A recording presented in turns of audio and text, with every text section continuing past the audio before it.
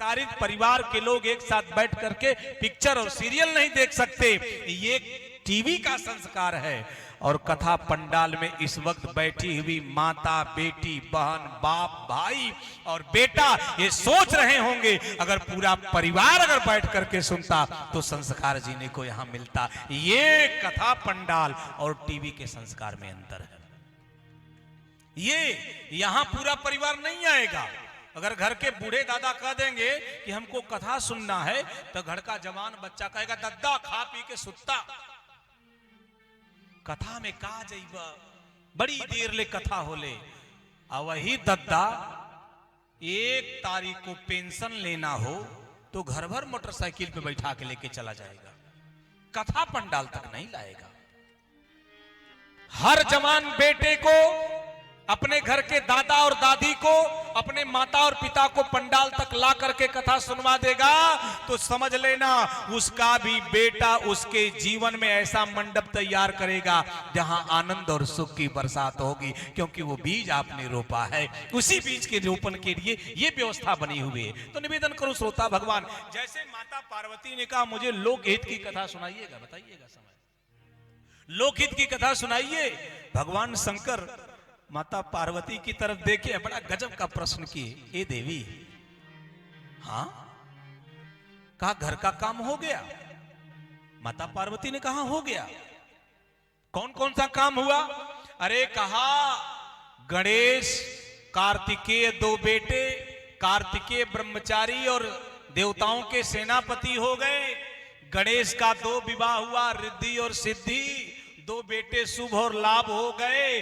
जब घर में नाती और पोते खेलने लगे तो घर की दादी को कमर की चाबी निकाल करके बहू के हाथ में दे देना चाहिए, अन्यथा विवाद से कोई रोकने वाला नहीं है। और कहना चाहिए घर की बूढ़ी माँ को कि हमने बच्चा पैदा किया, उसका विवाह किया, अब विवाह के बाद नाती पोते हो गए, तेल बुकवा लगाकर बड़ा कर दिया, अब मेरा काम खत्म, अब तुम संभालो गृहस्थी, हम तो चले भगवान की कथा सुनने। ये राम कथा होती है। यही पार्वती जी ने किया।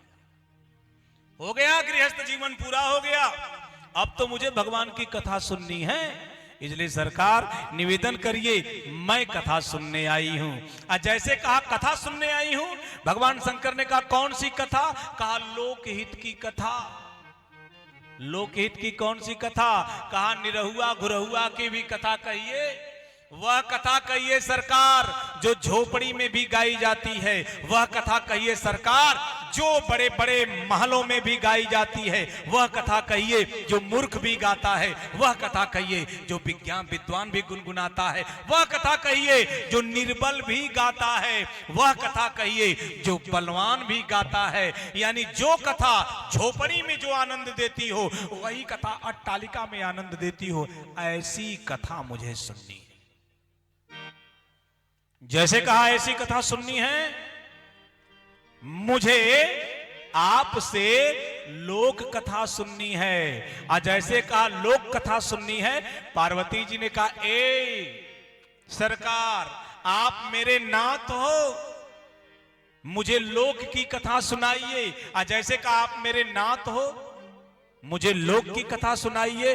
वैसे शंकर जी खड़ा हुए और खड़ा होकर के पार्वती को देख करके बोले ए पार्वती, मैं तेरा नाथ हूं, मैं तेरा स्वामी हूं, मैं तेरा भरतार हूं, मैं तेरा पति हूं, मैं तेरा परमेश्वर हूं, मैं तेरा नाथ हूं, मैं जो चाहूं वह कथा सुनाऊं, तुम मुझे विवश क्यों करती हो? आज जैसे कहा जो चाहूं वह कथा सुनाऊं, विवश क्यों करती हो? वैसे माता पार्वती बोल बैठी ए सरकार आप मेरे नाथ बाद में हैं, आप पहले क्या हैं? तो बाबा तुलसी लिखते हैं माता पार्वती शंकर जी से बोल बैठी आप पहले क्या हैं? का ये तो विश्वनाथ मम नाथ पुरारी, विश्वनाथ मम नाथ पुरारी, त्रिभुवन महिमा विदित तुम्हारी, त्रिभुवन महिमा विदित तुम्हारी, चरयरु अचरनाग नर देवा, चरयरु अचरनाग नर देवा, सकल करहि पद पंकज सेवा, सकल करहि पद पंकज विश्वनाथ मम नाथ पुरारी विश्वनाथ मम नाथ पुरारी त्रिभुवन महिमा विदित तुम्हारी त्रिभुवन महिमा विदित तुम्हारी। आप मेरे नाथ बाद में हो, आप पहले विश्व के नाथ हो। जब आप विश्व के नाथ हो तो विश्व के कल्याण की कथा सुनाइए। आज जैसे कहा विश्व के कल्याण की कथा सुनाइए, आहा, शंकर जी तो गदगद हो गए। आज जैसे शंकर जी गदगद हो गए, अपने मन को भगवान ने संभाला, अंदर प्रवेश किया, मन उल्लसित हो गया। और जब मन में तरंगे उठने लगी तो भगवान शंकर पार्वती जी को मंद मंद देख करके मुस्कुराने लगे। एक संत ने बड़ा सुंदर लिखा, मन क्या है? संत बोलता है, भगवान शंकर का मन उमंग में आया और भगवान शंकर ने पार्वती को देख करके एक बड़ी गजब की बात कह दिया। पार्वती, मुझे हंसी आ रही है। पार्वती जी ने कहा, सरकार हम तो कथा सुनने के अवसर को देख रहे हैं, क्योंकि अवसर बार बार नहीं आता। आज जीवन में अवसर आया है तो उसका लाभ हमको लेने दीजिए। मुझे एक बात याद आ रही है, अच्छे लोग बैठे हैं। एक बार की बात है आदरणीय संचालक जी, एक भिखारी सुबह सुबह अपने घर से निकला। एक भिखारी सुबह सुबह अपने घर से निकला, बड़ा चालाक था। अपनी झोली में 4 मुट्ठी चावल डाल के निकला। घरवाली ने पूछा, ये 4 मुट्ठी डाल के क्यों निकल रहे हैं? जाके चावल भिक्षा में मांगिए, ये घर से ही लेके क्यों जा रहे हैं? भिखारी ने कहा, जानती हो, अगर सपोज दैट मैं विद्यानंद जी के दरवाजे पर कहूंगा भिक्षाम दे, जैसे झोली खोलूंगा वैसे समझ जाएंगे, यानी अध्यक्ष जी के घर से 4 मुट्ठी चावल मिला है तो मैं कम नहीं हूं, मैं 8 मुट्ठी चावल दूंगा। इस जो है मेंटेलिटी को भिखारी जानता है। घर ही से डाल के चला, 4 मुट्ठी चावल डाल के चला। और जैसे मुख्य मार्ग पर चला, भिखारी ने देखा सामने से राजा का रथ आ रहा है। भिखारी बड़ा खुश हुआ, आज तो राजा मिला। सुबह सुबह की बेला है, राजा से मांगेंगे तो राजा 2-4 किलो नहीं, 2-4 10 क्विंटल चावल देगा। और सोचने लगा, राजा खुश हुआ, हीरा मोती सोना चांदी जवाहरात देगा। फिर सोचने लगा, अगर राजा खुश हुआ तो जमीन जायदाद देगा। चल रहा था, सोच रहा था, राजा का रथ आ गया, भिखारी को नहीं दिखा। राजा रथ से उतर गया, भिखारी को नहीं दिखा। राजा भिखारी के सामने खड़ा हो गया, भिखारी को नहीं दिखा। आप कहोगे, रितेश जी ऐसे कैसे हो सकता है? होता है। अगर आप सड़क पे चल रहे हैं, आप कुछ सोच रहे हैं, तो मेरा दावा है सामने की वस्तु दिखाई देने वाली नहीं है। जैसे आप गाड़ी चला रहे हैं, मोटरसाइकिल, बाइक, अब फोन आया, आपने फोन उठाया और बोला हेलो, पीछे से स्कॉर्पियो मारेगी टक्कर, कहेगी बेटा चलो। आप जो कर रहे हो वही करो। गाड़ी चला रहे हो तो मोबाइल से बात मत करो। ये जीवन बड़ा अनमोल है। जो आप ऑफिस से निकल रहे हो, तनाव लेकर के निकलोगे, गाड़ी तो चला रहे हो लेकिन तनाव दिमाग में है, एक्सीडेंट हो जाएगा और आपके पीछे आपका परिवार बर्बाद हो जाएगा। मेरे कहने का आशय है, अगर आप कुछ सोच रहे हैं, सड़क पर चल रहे हैं, तो सामने की वस्तु आपको दिखाई देने वाली नहीं है। भिखारी को पता कब चला? जब राजा भिखारी के सामने खड़ा हो गया और राजा ने ऐसे अपना आंचल फैला करके भिखारी से कहा, भिक्षाम देहि। जैसे कहा राजा ने भिक्षाम देहि, तो भिखारी के पैरों के तले से जमीन खिसक गई। भिखारी ने सोचा, कहां मैं मांगने वाला था, कहां है राजा मांग बैठा। सामने राजा भी है, दे महाराज जी आ रहे हैं, मैं चाहूंगा एक बार जोरदार तालियों से आपका अभिनंदन हो, आपका स्वागत हो। मेरे बाद आपको बड़ी प्यारी कथा सुनने को मिलेगी। महाराज जी के मुखारबिंदु से बहुत बहुत हार्दिक स्वागत और अभिनंदन। निवेदन करूं आपसे, जैसे भिखारी सोच रहा था, राजा समझ गया जिसने जिंदगी भर भिक्षा मांगा है, अगर उसे देना पड़ेगा वो दे नहीं पाएगा। राजा ने कह दिया, मान्यवर, आज मेरे राज ज्योतिषी ने कहा है कि राजन जो पहला व्यक्ति सुबह सुबह मिलेगा, अगर उससे भिक्षा मांग करके उसका भोजन प्रसाद बनाओगे तो राज्य के ऊपर आने वाली विपत्ति टल जाएगी। इसलिए राज्य हिताय भिक्षाम देहि। यही बात कह के वाणी को विराम दूंगा। वक्ता पीछे विराजमान है, आप सुनेंगे। मर्यादा समय की होती है, उसमें मैं रहूंगा। निवेदन करूं आपसे, जैसे राजा ने कहा, भिखारी ने झोली में हाथ डाला, एक मुट्ठी चावल निकाला, राजा के आंचल तक ले गया, लेकिन सोचा घर से 4 मुट्ठी लेके चला था, इसमें से भी 1 मुट्ठी चला जाएगा, नहीं दूंगा।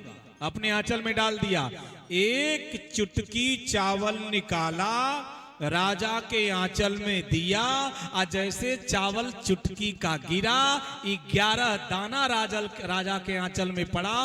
राजा खुश हो गया। 11 दाना दे करके भिखारी रोने लगा कि 4 मुट्ठी में से 11 दाना चला गया। आप जैसे गांव में गया, भिक्षा मांगा, झोली भर गई, गांव वालों ने दूसरी झोली दिया। ये हमारी और आपकी स्थिति है।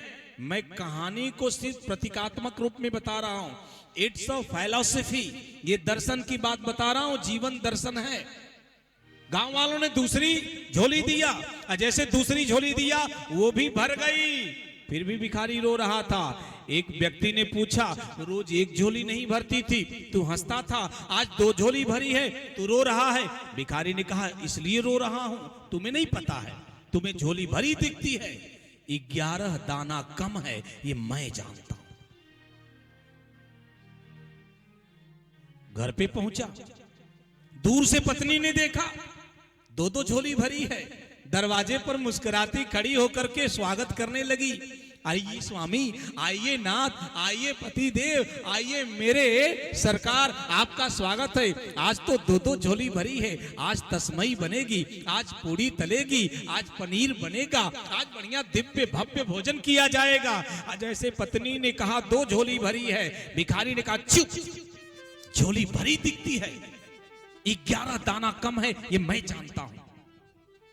पत्नी को क्रोध आया, पत्नी ने झोली पकड़ा, खींच दिया, जैसे खींचा झोली फट गई, चावल फर्श पे गिर गया। जैसे चावल फर्श पे गिरा, भिखारी की पत्नी ने देखा चावल के ढेर में 11 दाना सोने का था।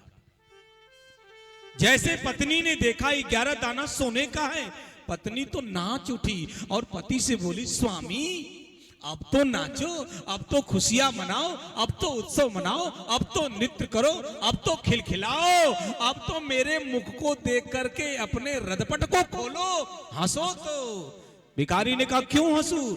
उसकी पत्नी ने कहा, चावल के ढेर में 11 दाना सोने का है। जैसे भिखारी ने सुना 11 दाना सोने का है, और जोर से रोने लगा। पत्नी ने कहा, अब क्यों रोते हो? अब तो 11 दाना सोने का है। भिखारी ने कहा, मूर्ख, अगर सब दे दिया होता तो सब सोने का हो गया होता। यही हमारी और आपकी स्थिति है।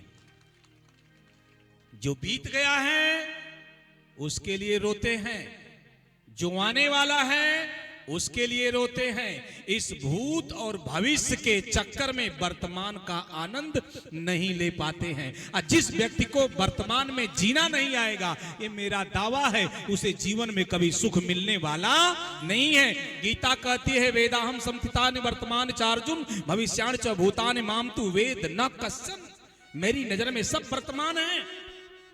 जो व्यक्ति वर्तमान में नहीं सुखी होगा, वो भविष्य में सुखी हो, क्योंकि वर्तमान के गर्भ से भविष्य का जन्म होता है।